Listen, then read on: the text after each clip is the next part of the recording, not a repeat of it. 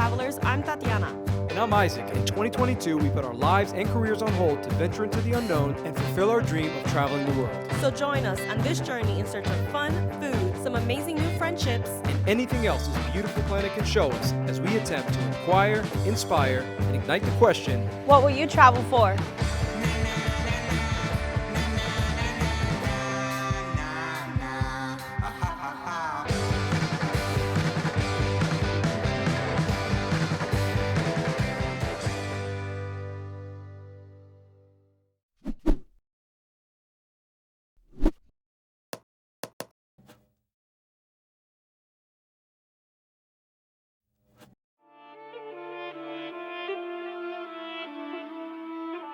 I love when the good news coming in on a day-to-day. Already know what's happening, I don't gotta shake the hay. Big moves, big stepper in the right direction. The trip continues, every W's a psychedelic. Hey foodies and travelers. what's up, guys? So we are in Java. We have left Bali and we are on the island of Java in Yogyakarta. Yes, and actually we came here specifically, or two things, and I'm going to butcher the names. The Borobudur Temple, Borobudur. and then the Prambanan Temple as well. They're actually one Buddhist and one Hindu temple with some cool history behind that. And actually in between, we had a cool surprise with Mount Merapi, which we actually ended up there with helmets on in the back of Jeeps somehow. So that's pretty cool. If you guys are new here to the channel, make sure you guys hit the subscribe button to go ahead and see previous content as well as any future content of us traveling throughout the world. We're going to show you more of what Indonesia has to offer because it's not just Bali. So without further ado, let's get into this video.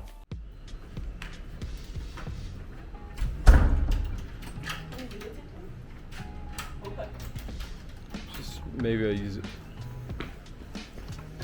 This place was actually really cool because, so this place was actually a abandoned museum, but in the back of it, there was a whole bunch of cool little spots to eat, to grab some groceries and whatnot, and we actually saw a couple of shows there as well. And I think this place specifically is like meant to be like an art place where you could come and just be expressive, and it was super dope.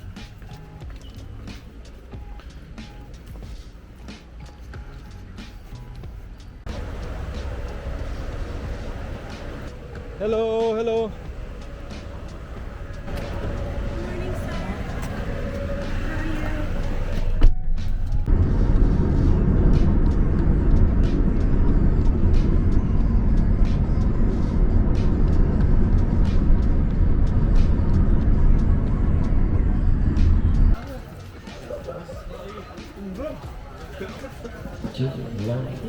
Ya, maka sebelah kanan baru saja datang jalan masuknya lewat sebelah sini dan pembelian tiket mati yang dari pendopo dalam. Hold on.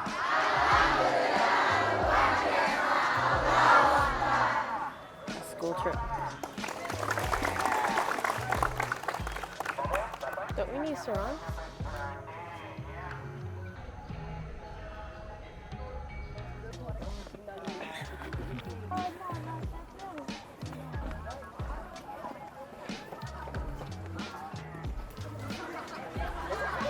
I feel like the whole line of people is just smiling and laughing at us.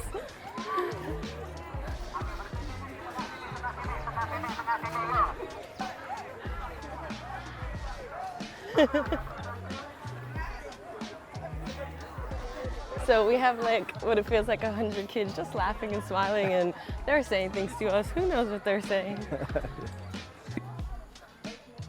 So the Borobudur Temple finished construction in the 9th century in 825 AD, I believe. And it actually was abandoned not too long afterwards, and abandoned for over 800 years. Somebody came around in the 1800s and found it again. And since then, they've been doing some reconstruction. It is now a UNESCO World Heritage Site. Obviously, it brings a lot of tourism to this part of Indonesia, which is also really, really good. And it's actually built in a time where there's a theory of a dual dynasty, a Hindu dynasty as well as a Buddhist dynasty. And the temple that we're going to later on, the Hindu temple, was actually built as an answer to this temple. So a little bit of competition, a little bit of religious competition, which is a pretty cool fun fact.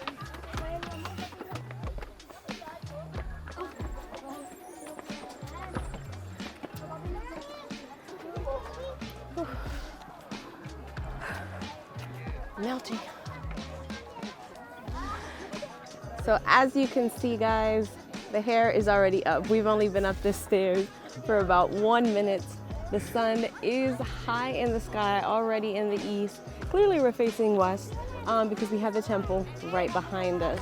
This is Borobudur, so we're right in front of the main attraction, so to speak, here in Borobudur. The detail's incredible. You know, you think it was finished construction in 825, over 1,200 years ago. It's actually really, really impressive for them to do something like this. I don't know if it'll get picked up in the cameras, but all throughout the entire part of this temple, you see little Buddhist statues, and I think there's over like 500 Buddhist statues in total. You know, it's been here for a while. Some of them still have their heads, some of them don't. You do not get to climb it anymore. It is not allowed, but it is beautiful to, you know, be in its presence. Absolutely. Hello. Hello, hello. Hello.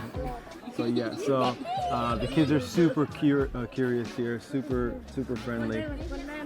They like to see the camera out, get in the camera. Yeah, there's a nice mix of tourism here. You know, you have your local tourists from the area, and then you have your Western tourists coming over here to experience Borobudur.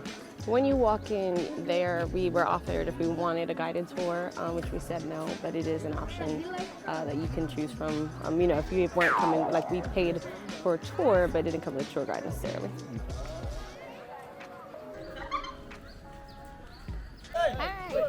Hello. Hi. So we just met some friends here. What's your name? Sheffield. Sheffield. This is Sheffield. Say your names. What are your names? Rashid. Hello. Hello. So we are here at Borobudur. We met some really cool guys over here, and we just wanted to say hello and thank you for letting us come to Indonesia and see this beautiful site with you guys. So thank you so much. So, Bye. Say hi. Bye. Yes. Yeah. So it's so fun to be in countries so foreign and so far away from home. It has happened a couple times, and I hear it all the time in blogs, and different travelers say, you know, that locals want to take pictures with them. And it was so cute. This group of boys, I could see him trying to engage in conversation with us, and he had spoke really good English. And he said, "Hey, where are you from?" And he asked to take a picture with us. And then a group of girls said, "Hey, we want to take a picture with you too." And you know, we're just walking away, Beyonce and Jay-Z, so y'all know. It was really sweet. We took pictures with them also. Super sweet. That's one thing I've noticed in Indonesia, and actually, I mean really anywhere in this part of the world. They're so curious, especially the kids. They're so interested and willing to learn and engage in conversation. Yeah. And they've been so sweet. And so brave too, because he came up to us with like 10 of his friends and initiated conversation in another language. That's scary to do. I don't know how brave I would be sometimes to do that. Absolutely.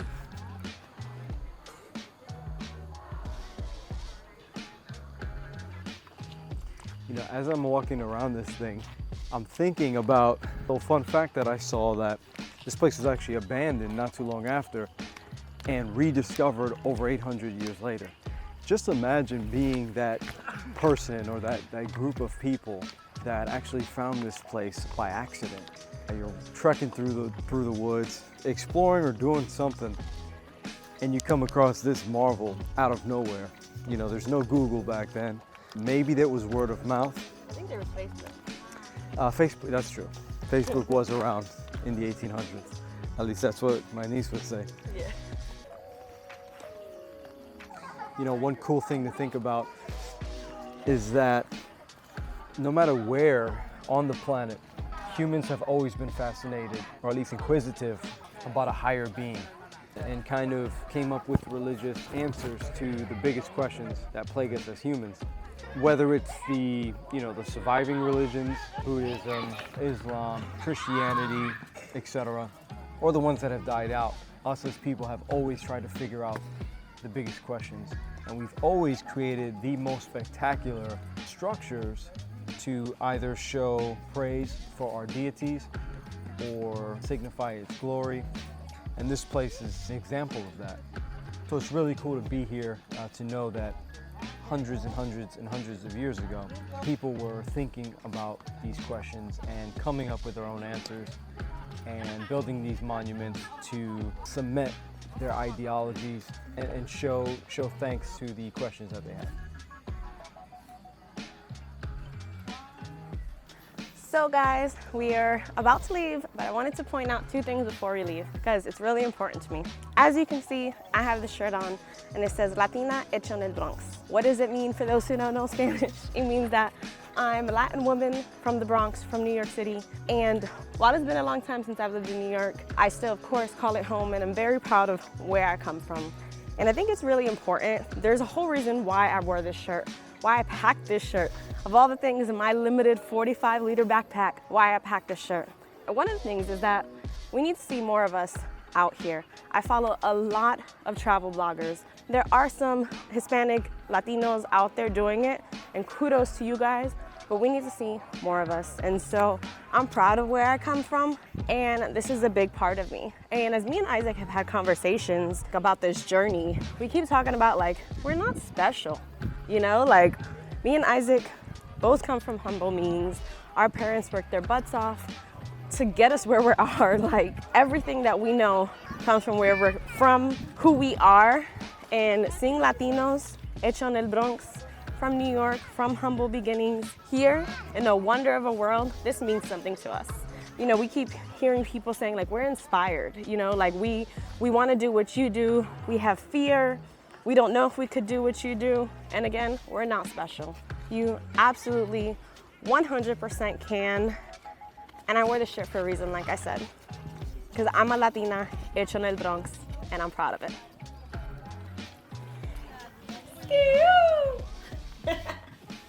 It really was so important to me to wear that shirt, and I've worn it a couple times on the trip. But like I said in the video, like, you and I are not anything special. Mm-hmm. And sometimes culturally and generationally, we can hold back, or we can be held back by our families or what we're taught. And, you know, some people have the mindset like, you know, like they're happy being in their square miles of wherever they live. And, you know, sometimes we are just products of our environment. That is very true. But at the same time, you know, there are possibilities to get out of that and to seek more.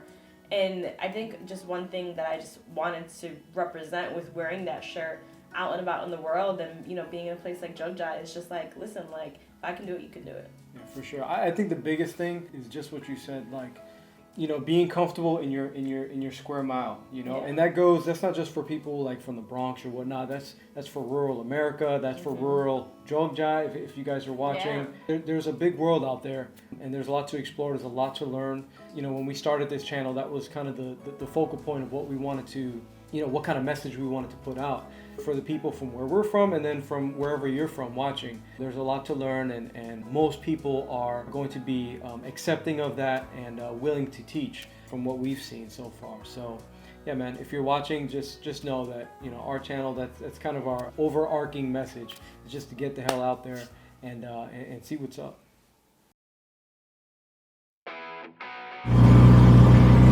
Okay, so slight change of plans here. We are on our way to the top of Mount Merapi, which is actually an active volcano. We knew we were going to the volcano, however, we had no idea on how we were going to get there, and apparently it's in an old military Jeep, and we're on the back of it, and we got helmets on. So join us and let's see how this goes.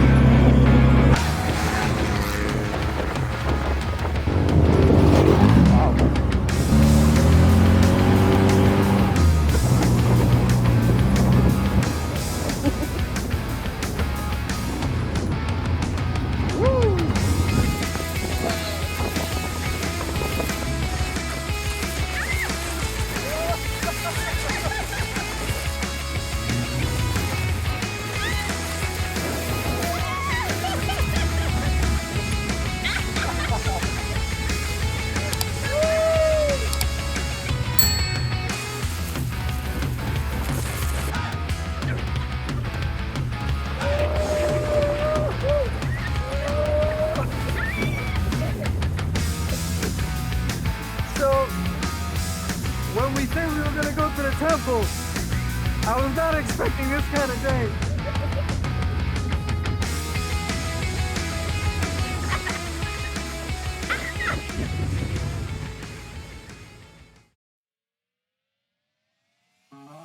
Hey foodies and travelers, we're back. So we just got to the Prambanan Temple, which is a Hindu. Hindu temple rather than the Buddhist temple that we just left. Is it the biggest in Indonesia? It's the biggest in Indonesia, not in the world, but in Indonesia, which is really cool. About an hour or so away from the Merapi Volcano that we were just at. Which, by the way, just so you know, you don't go up the volcano, kind of just around it, at least. Not even around it, it's like in front of it, because you see it in the distance. It's like a little track that they have all set up. Yeah, so just don't want that to be misleading to you guys. Yeah. Nonetheless, it was really fun. We saw ruins, you know, from previous explosions, previous eruptions in 2010, which was a really big blast. And that was really interesting to see, because we know volcanoes on our side of the world, but not so much seeing the aftermath and the destruction. And although it's been 13 years, they worry about it every day. I think there was an explosion last year in 2021, but it just wasn't as bad as the 2010 eruption. And speaking on that, the last one that they had in 2010 was horrific, and since then nobody has lived there in that area, at least in that kind of blast radius. Yeah, which is about 7 kilometers, the guy said. Yeah, so super interesting place. I think we got more out of it than we thought. We really just booked this tour for the temples, but the Merapi stop was pretty cool. So here, though, we are at the Prambanan Temple, and we are actually in front of it right now. So I'm going to turn this around so you guys can see it.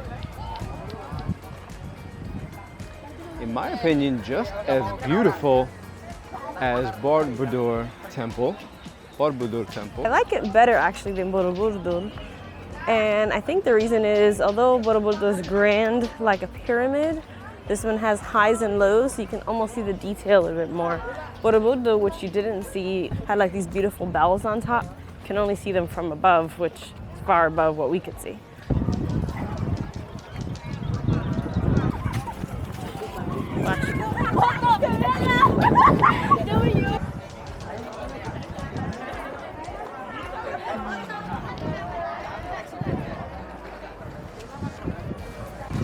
The main thing that I see that's different between here and Borobudur is how close and inside you get with this temple versus the other. And is it me or is there a lot more people here? Oh, there's a lot more people. Yeah. Melihat panggung untuk Sendera Tari Ramayana di sebelah sana, ayo.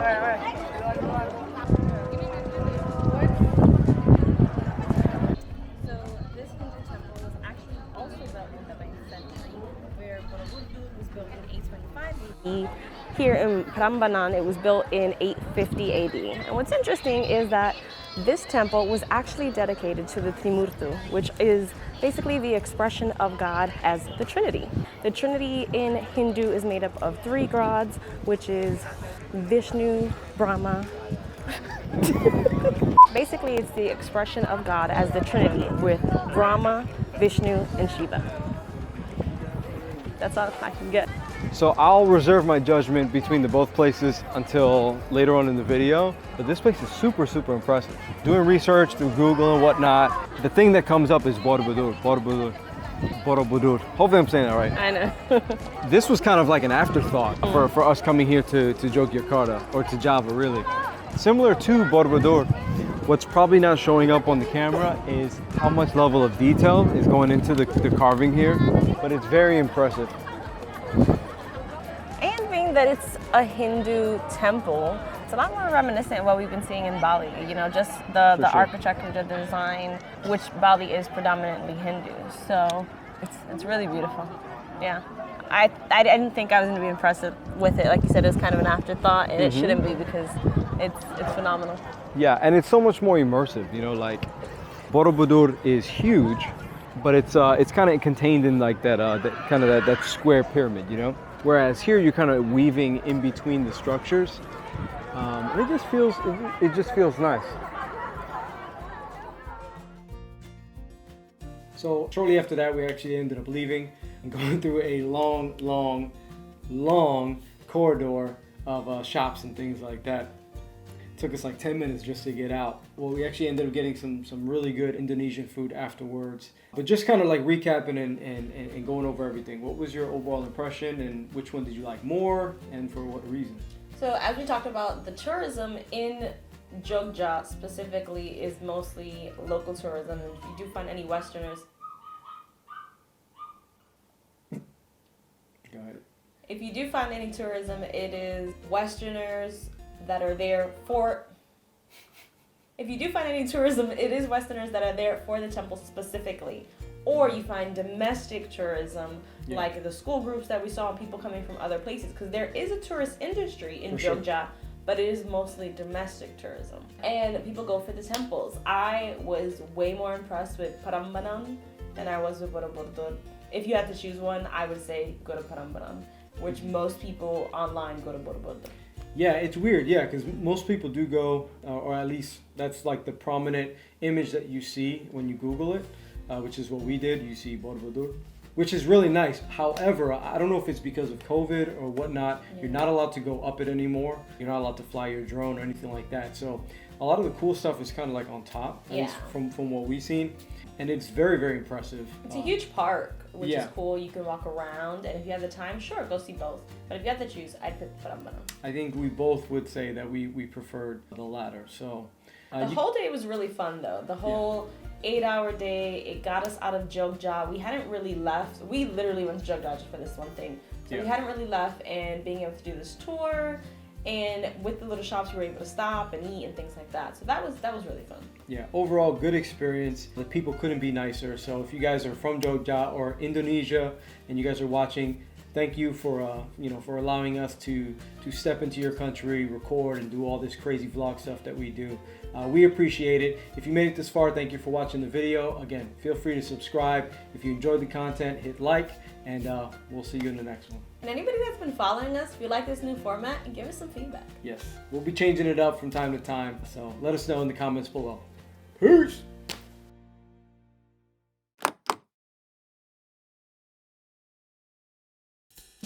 Thank you for watching. If you like what you saw, consider dropping a like below. Subscribe to the channel to follow us more on our journey. And to see our daily content, make sure you're following us at Will Travel for Tacos on Instagram. Peace. See ya!